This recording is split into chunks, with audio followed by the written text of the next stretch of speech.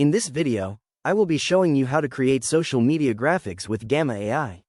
Let's get started. I'll start by clicking the Create New AI button on my dashboard and then selecting the Generate option.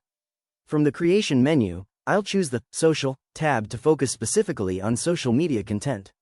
I want a specific length for this project, so I'm going to adjust the card count from 10 down to 5. Now, I'll type a detailed prompt into the text box, asking for a LinkedIn carousel about AI productivity trends for 2026. Once my prompt is ready, I'll click Generate Outline and take a moment to review the structure the AI suggests. It looks perfect, so I'll proceed by clicking the Generate button. I can sit back and watch as the AI builds out each card with headlines, bullet points, and layout suggestions. Once the generation is finished, I can scroll back through the entire carousel to check the work. From here, I can start changing the content if I want. I can edit the text directly or use the toolbar on the right to add more elements, swap out layouts, and customize the visuals until they're exactly how I want them. And there you have it. That's the complete process of making social media graphics with Gamma AI.